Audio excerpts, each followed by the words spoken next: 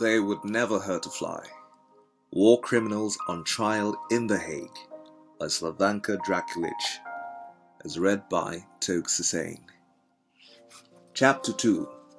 Justice is Boring. In the tribunal building in Churchill Square in The Hague, it smells of fresh paint. A young man in white overalls is slowly painting the entrance hall, which is otherwise empty. It has big glass walls on either side. On the left is the main entrance to the offices of the court. It has a security gate and a policeman standing guard. I want to go to courtroom number 3, where the trials of Miroslav Kwaczka, Drakulić, Prokac, Prisac, Milojica, Mjaldio Radic, and Zoran Žigić are taking place.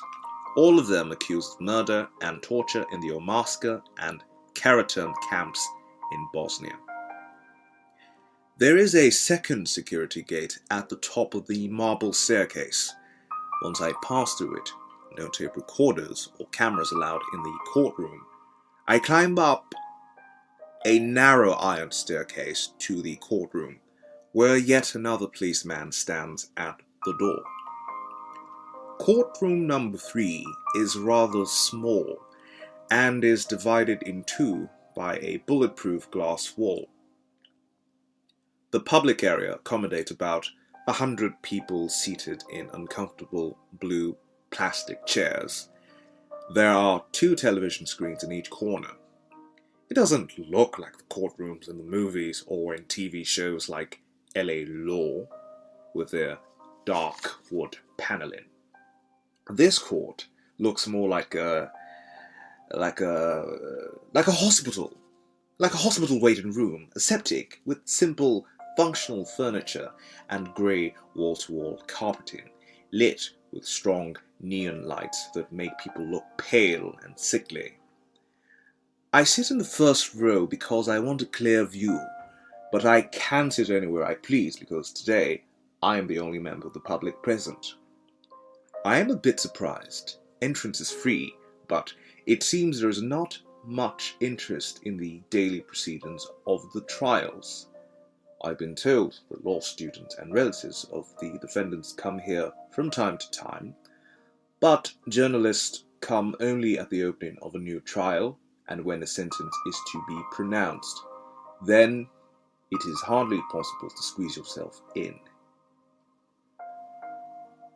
Now, I am facing the 3 judges sitting on a kind of platform, the defendants and their lawyers to my left, and the prosecution lawyers to my right. The defendants can see the public through the glass, with only a few meters separating them.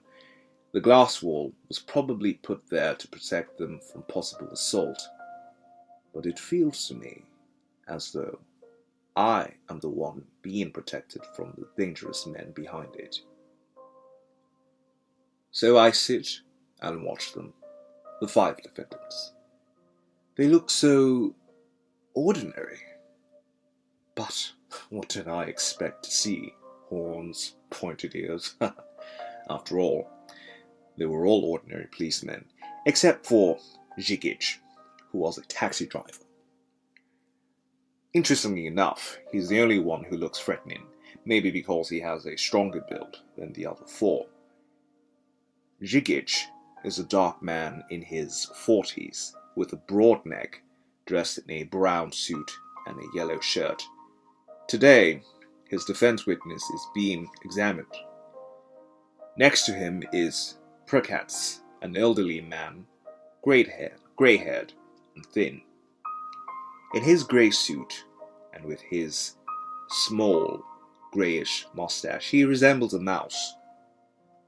The 2 of them sit between 2 UN policemen, who look as if they are thinking about last Sunday's picnic. Seated behind them, also flanked by the 2 police UN men, are the rest of the group. Kos and Kwaczka look like village troublemakers, while the stocky Radic looks as if he could be a factory director in a small town. Žigić is nervously shifting back and forth in his chair, as though he wants a cigarette. Surely he smokes. Most Bosnian men do. He probably wants a cup of coffee too. In Bosnia, they drink that strong coffee that used to be called Turkish coffee.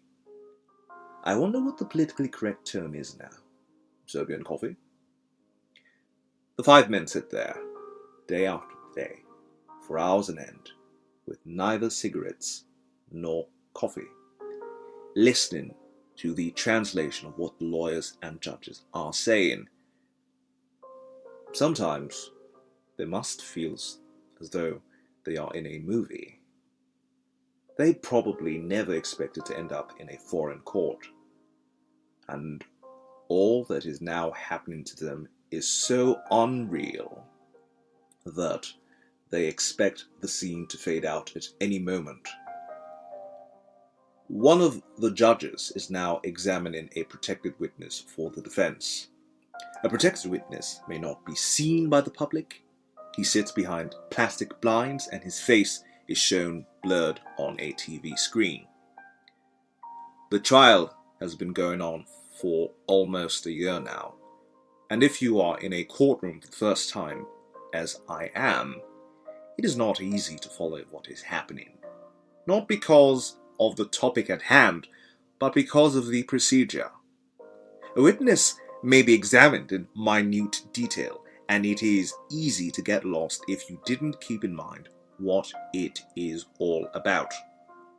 Often, there are procedural questions that have to be clarified, which makes it even more difficult for an observer. This witness had been a guard in the Keratin camp, and he had been there on the night of 24th July 1992, when a massacre in one of the barracks took place, in which more than 100 prisoners were killed. This is how the cross-examination goes. Judge: did you ever enter the room with prisoners? Witness: no. Judge: were you near the entrance to that room? How can you tell the diameter of this barrel in front of the room? Number 1. Witness: the doors were open. You could see inside. Judge: the barrel was inside or outside? Witness: it was outside. Judge: how do you know that the diameter was 30 centimeters? Witness: I estimated it. I tried to follow this for some time, not sure why it is so important to establish where the barrel was, but trusting the judge that it is important. However, I find myself growing bored. I look at the accused. Žigić is trying hard to concentrate. After all, this is the witness for his defense. But one can tell by the expression on his face that he is not listening carefully. His eyes are roving around the courtroom just as mine are. Kos is looking at the ceiling. Prekat seems to be devoting his attention to the woman whose job it is to write down every word of the trial, maybe because of the lively floral pattern of her dress. One of the defense lawyers is discreetly yawning. The cross-examination is long, careful, and exhaustive. I admire the evident concentration of the judges, while I myself feel that I may fall asleep at any moment. Now, after spending some time in this courtroom, I understand why it is empty. A trial, any trial, and not just this one, is painstakingly slow and boring. But this is exactly as it should be. A trial is not a show for the audience.